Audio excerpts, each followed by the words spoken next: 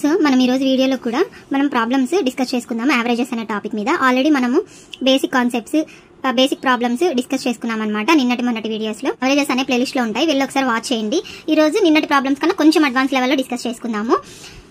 అలాగే మన ఛానల్ మీ అందరికీ యూజ్ అవుతుంది అని అనుకుంటే లైక్ చేసి షేర్ చేయండి మీ ఫ్రెండ్స్ అందరికీ. అలాగే మన ఛానల్ని సబ్స్క్రైబ్ చేసుకొని బెల్ బటన్ యాక్టివేట్ చేసుకొని పెట్టుకుంటే మన వీడియోస్ మీకు ఎప్పటికీ అప్డేటెడ్గా వస్తూనే ఉంటాయన్నమాట.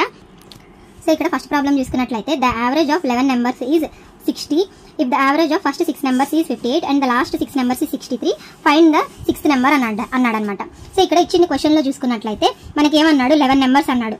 N1, N2, N3, N4, N5, N6, N7, N8, N9, N10, N11 ఇవన్నీ 11 నెంబర్స్. వీటి యావరేజ్ ఏమన్నాడు, 60 అన్నాడు. If the average of first 6 numbers ఈ 58 అండ్ ద లాస్ట్ 6 నెంబర్స్ ఈ 63 అన్నాడు అనమాట.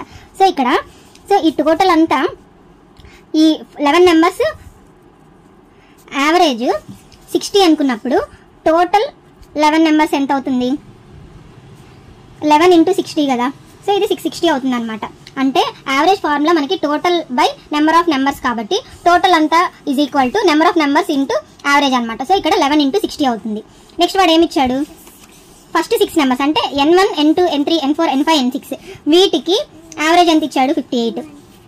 అంటే N1 plus N2 plus N3 plus N6 is equal to 6 × 58 అవుతుంది అనమాట. అంటే total some first 6 numbers sum అనమాట.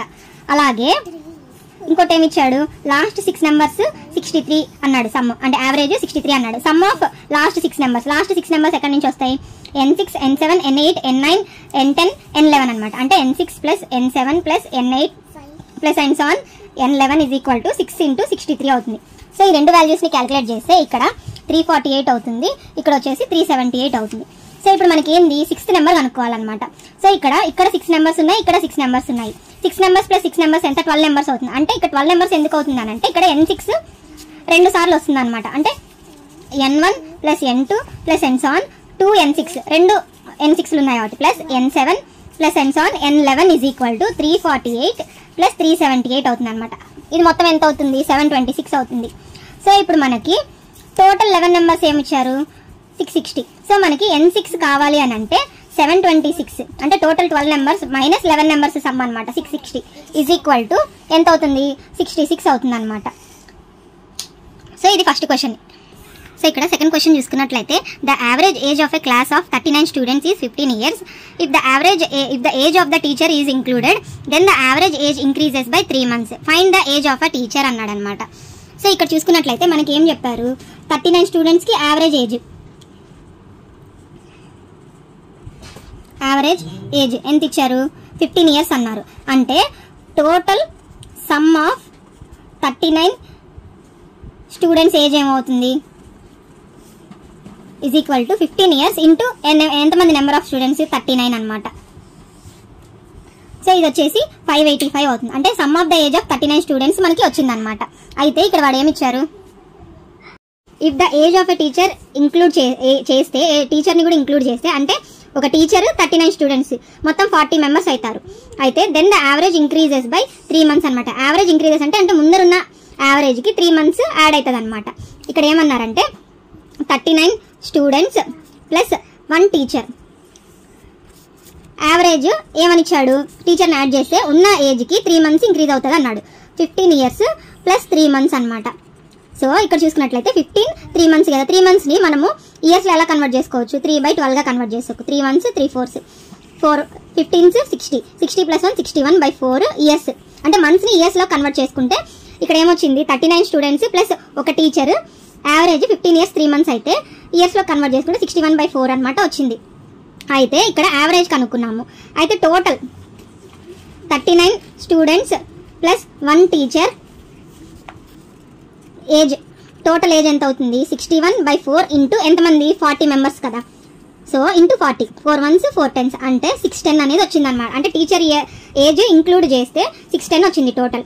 అయితే మనకి ఇక్కడ ఏం తెలుసు, ఇక్కడ ఈ ఏజ్లోంచి ఈ ఏజ్ మైనస్ చేస్తే మనకి టీచర్ ఏజ్ వస్తుంది అనమాట. So teacher age is equal to 610 minus 585 answer వచ్చేసి మనకి 25 వస్తుంది.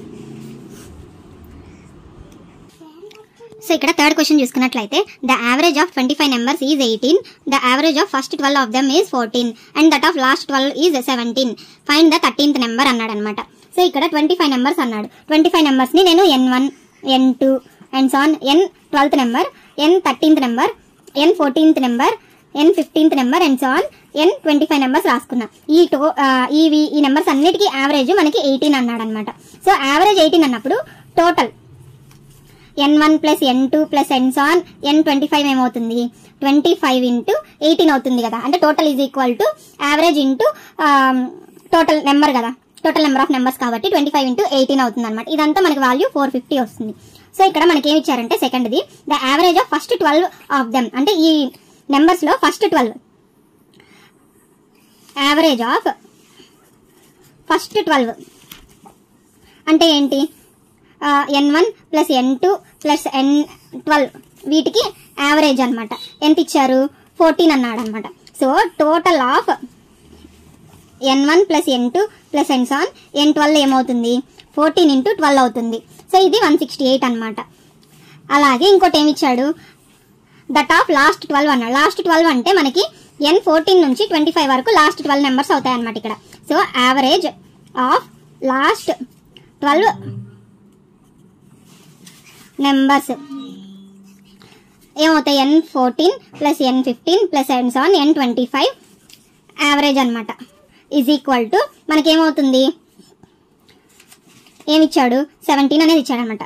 So total of n14 plus n15 plus n so on, n25 is equal to 17 into 12 అనమాట. ఇది ఎంత అవుతుంది, 204 అవుతుంది.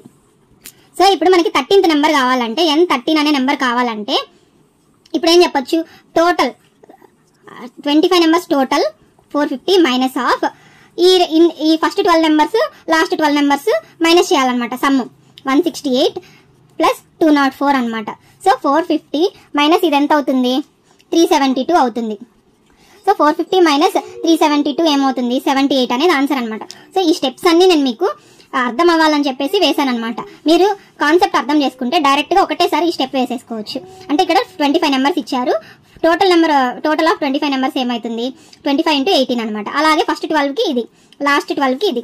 సో 13th నెంబర్ వచ్చేసి ఇందులోంచి 2 మైనస్ చేస్తే ఆన్సర్ అనేది వచ్చేసింది అనమాట.